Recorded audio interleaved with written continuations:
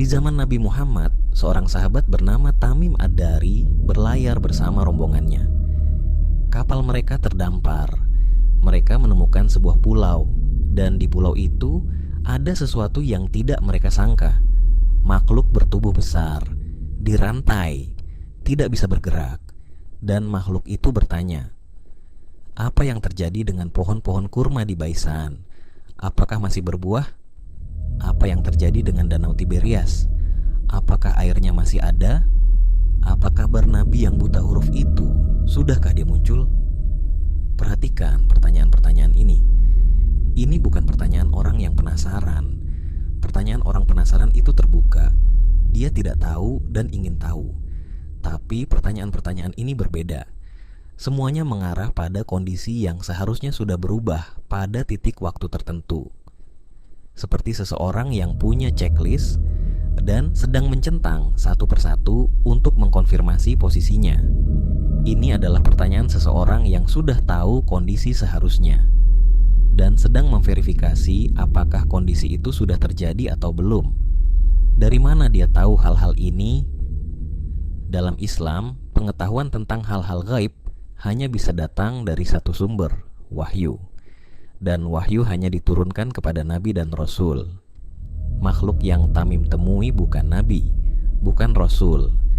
Dia adalah Dajjal, sosok yang Nabi Shallallahu Alaihi Wasallam sendiri peringatkan kepada setiap umat di setiap zaman sebagai fitnah terbesar yang pernah ada. Tokoh paling antagonis dalam seluruh sejarah manusia, tapi dia tahu hal-hal yang seharusnya tidak dia ketahui. Penjelasannya hanya satu, dia dari masa depan.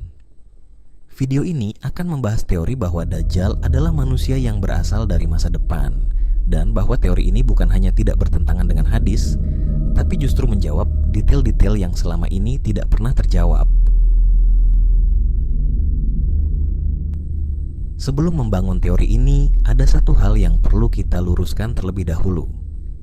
Sebagian besar dari kita punya gambaran tentang asal-usul Dajjal, bahwa dia lahir ratusan tahun sebelum Nabi Musa, bahwa orang tuanya adalah penyembah berhala sapi betina yang mendapat kabar dari patung mereka, bahwa ibunya meninggal 2 bulan setelah melahirkan, bahwa sebagai bayi dia diselamatkan oleh malaikat Jibril dan dibesarkan di pulau terpencil.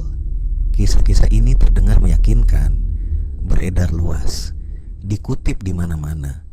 Tapi kalau kita telusuri sumbernya dengan serius, tidak satu pun yang berasal dari hadis sahih. Satu-satunya riwayat yang mendekati tentang kelahiran Dajjal ada di Musnad Ahmad, dan isinya hanya ini: orang tuanya menikah 30 tahun tanpa anak, lalu lahirlah dia buta sebelah, paling berbahaya, paling sedikit manfaatnya. Hanya itu. Semua detail lain yang lebih dramatis, para ulama hadis mengkategorikannya sebagai Israiliyat. Cerita-cerita yang masuk ke dalam literatur Islam dari tradisi Yahudi dan Kristen yang tidak bisa dijadikan dasar keyakinan. Artinya, asal-usul Dajjal yang sebenarnya dalam sumber yang bisa dipertanggungjawabkan adalah ruang kosong. Tidak ada narasi resmi tentang dari mana dia berasal, bagaimana dia mendapat kemampuannya, apa motivasinya, dan ruang kosong itulah yang akan kita isi.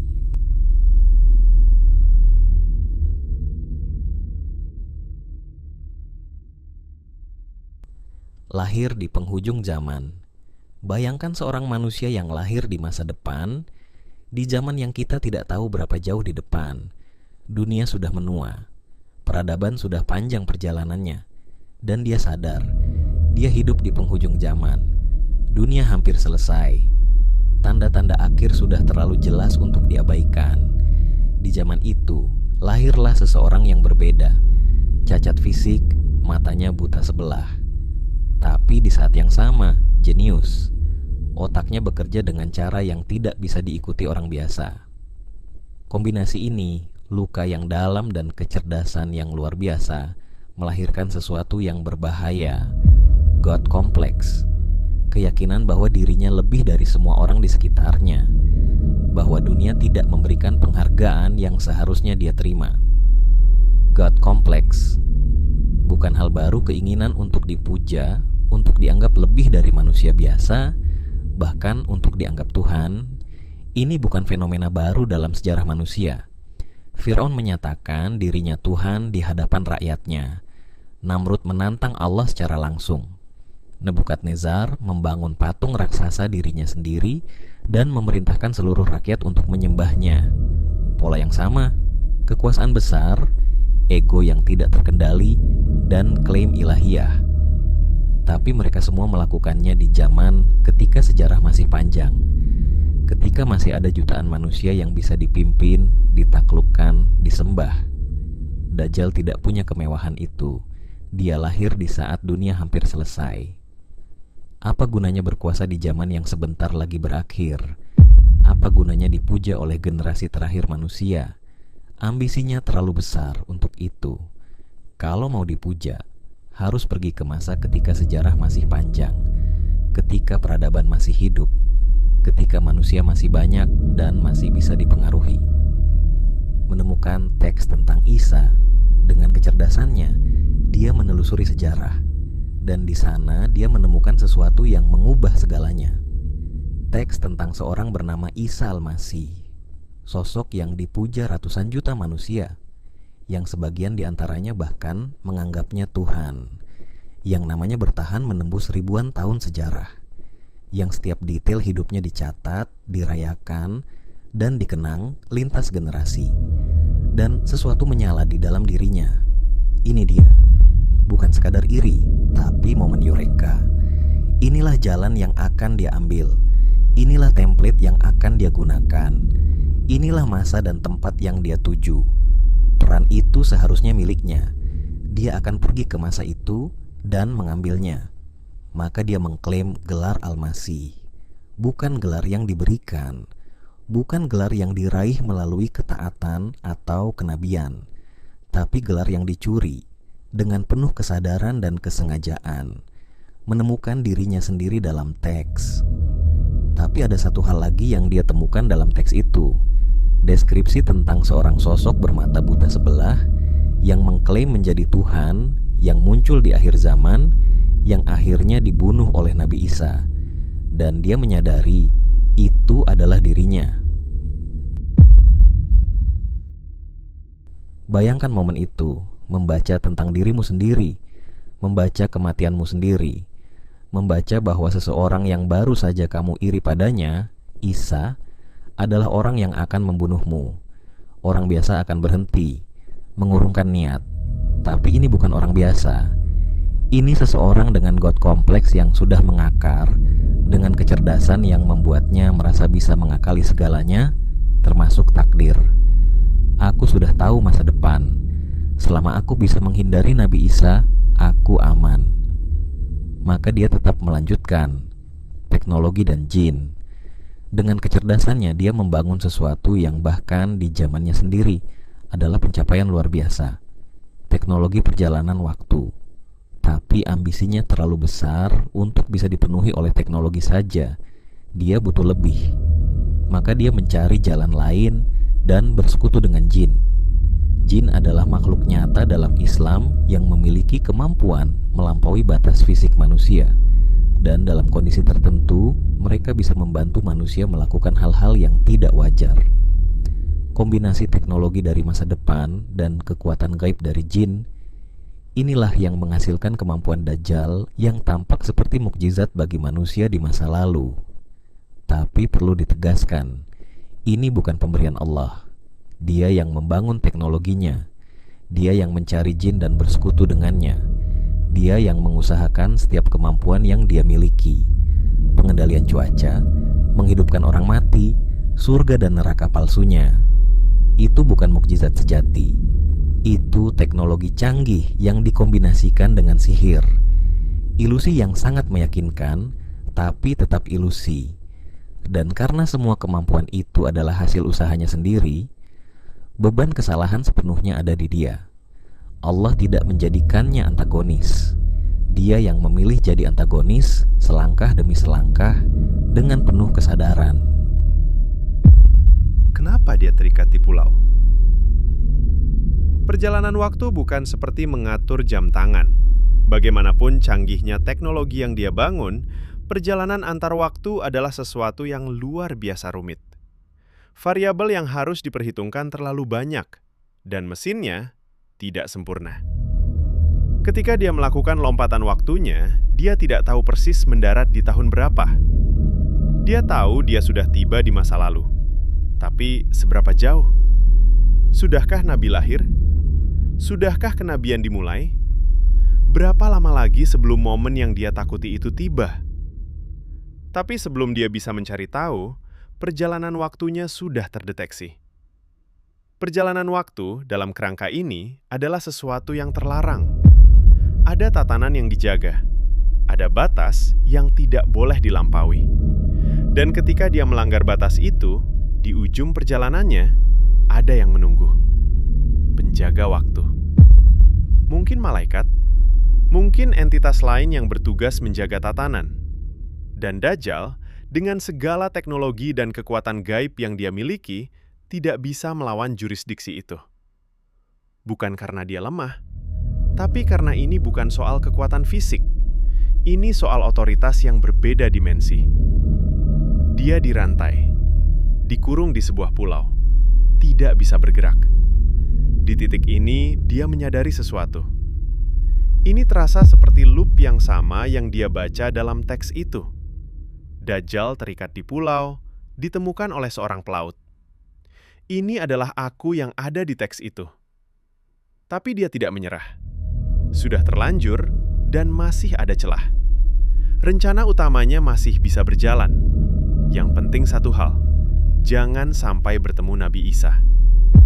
Tapi sebelum itu, dia punya masalah yang lebih mendasar. Dia tidak tahu posisinya di timeline sejarah. Maka ketika Tamim dan rombongannya datang, dia bertanya. Pertanyaan tentang pohon kurma baisan, tentang danau Tiberias, tentang nabi yang buta huruf. Ini bukan rasa ingin tahu, ini kalibrasi. Setiap jawaban Tamim adalah data yang dia gunakan untuk menentukan di mana posisinya dalam sejarah dan berapa lama lagi sebelum skenario yang dia baca mulai berjalan. Inilah jawaban dari pertanyaan yang kita ajukan di awal. Itulah kenapa pertanyaannya seperti checklist, karena memang itu yang sedang dia lakukan.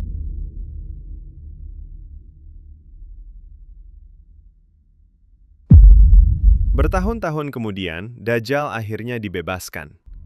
Dia bergerak, mengumpulkan pengikut, menyesatkan, mengklaim keilahian. Dan kemampuannya, kombinasi teknologi dan sihir yang dia bawa dari masa depan, berhasil meyakinkan banyak orang. Dia mendekati pasukan Imam Mahdi, dan dia melakukannya dengan penuh percaya diri. Ini penting untuk dicatat. Imam Mahdi bukan sosok lemah. Dia adalah pemimpin pasukan Muslim terbesar di akhir zaman. Sosok yang dinantikan, yang membawa panji kebenaran. Tapi Dajjal tidak gentar. Dia maju terus. Saat itu Dajjal sedang bergerak menuju Baitul Maqdis. Kaum muslimin di dalam berlindung. Nabi Isa turun di Menara Putih sebelah timur Damaskus dan memerintahkan pintu dibuka. Pintu terbuka, dan di balik pintu itu, mereka berhadapan langsung. Dajjal langsung lari. Perhatikan ini baik-baik. Dajjal yang tadi bergerak penuh percaya diri menuju Baitul Maqdis, begitu berhadapan muka dengan Nabi Isa, langsung kabur sekencang-kencangnya. Dikejar sampai tersudut di pintu lot, barulah dia tidak bisa menghindar lagi. Kenapa reaksinya seperti itu? Kalau jawabannya sekedar dia tahu Nabi Isa lebih kuat, itu tidak cukup. Imam Mahdi juga bukan orang sembarangan. Tapi terhadap Imam Mahdi, Dajjal tidak menunjukkan ketakutan sekecil apapun. Bedanya hanya satu.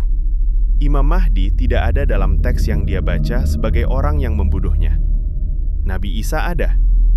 Tertulis dialah yang akan menombaknya. Begitu pintu terbuka dan dia melihat wajah itu, semua kalkulasinya runtuh seketika. Semua rencana untuk menghindari momen ini, semua upaya yang dia lakukan selama puluhan tahun, sia-sia. Ini orangnya. Ini momennya. Persis seperti yang tertulis. Dia lari bukan karena tiba-tiba merasa lemah. Dia lari karena dia tahu persis apa yang akan terjadi dalam beberapa menit ke depan. Dan reaksi panik itu, tanpa perlu argumen apapun, adalah bukti paling kuat bahwa dia tahu masa depan. Bahwa dia pernah membaca akhir dari ceritanya sendiri. Kenapa dia meleleh seperti garam?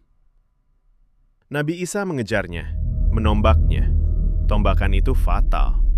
Tapi di detik-detik terakhir itu, refleks seorang jenius yang bahkan di ambang kematian masih mencoba mengakali nasibnya, dia menekan tombol. Mesin waktu yang dibuatnya, dalam bentuk apapun, diaktifkan dalam kondisi darurat. Satu usaha terakhir untuk kabur, untuk mengulang, untuk tidak mati di sini. Dan para saksi menyaksikan sesuatu yang tidak pernah mereka lihat sebelumnya. Tubuh Dajjal mulai berubah, menghilang, larut. Mereka tidak punya kata untuk mendeskripsikan proses dematerialisasi, proses tubuh yang sedang dalam transisi antar waktu. Yang paling dekat dalam pengalaman sehari-hari mereka adalah sesuatu yang larut di dalam air, meleleh seperti garam. Tapi tombakan sudah fatal. Dajjal mati. Tubuhnya berpindah waktu karena mesin sempat diaktifkan. Kemana? Tidak penting. Yang penting, Dajjal sebagai entitas selesai. Detail yang selama ini terasa paling aneh dalam seluruh kisah Dajjal ternyata adalah detail yang paling logis kalau kita tahu apa yang sebenarnya terjadi. Kita sudah menjawab semua pertanyaan yang kita ajukan. Kenapa pertanyaan Dajjal ke Tamim seperti checklist verifikasi? Karena mesinnya tidak sempurna dan dia tidak tahu mendarat di tahun berapa. Pertanyaan itu adalah cara dia mengkalibrasi posisinya di timeline sejarah. Kenapa dia terikat di pulau meski sekuat itu? Bukan karena lemah, tapi karena perjalanan waktu yang terlarang membawa konsekuensi yang tidak bisa dilawan dengan kekuatan fisik. Kenapa dia tidak takut Imam Mahdi, tapi langsung lari dari Nabi Isa? Karena dia tahu siapa yang membunuhnya. Dan nama itu adalah Nabi Isa, bukan Imam Mahdi. Kenapa dia meleleh seperti garam? Karena di detik terakhir dia mengaktifkan mesin waktunya. Dan yang dilihat saksi mata adalah proses dematerialisasi yang tidak punya kata lain dalam bahasa mereka. Apakah ini adil? Satu pertanyaan yang tersisa. Apakah adil Allah menghukum seseorang seperti ini? Dalam teori ini, jawabannya sangat jelas. Kemampuannya bukan pemberian Allah. Dia yang membangun, dia yang mencari, dia yang bersekutu dengan jin untuk mendapatkannya. Dia tahu takdirnya dan tetap memilih untuk melanjutkan.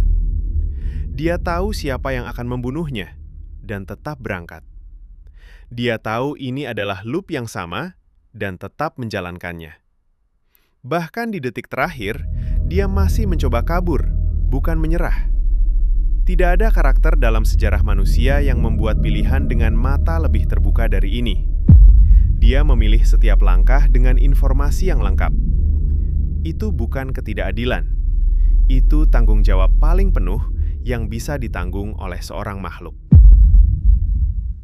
Yang lebih penting dari teori ini. Tapi perlu dikatakan dengan jujur, teori ini, semenarik apapun, bukanlah sesuatu yang penting secara agama. Kita tidak diwajibkan untuk tahu dari mana asal Dajjal. Kita tidak dihisap atas apakah kita percaya dia dari masa depan atau tidak.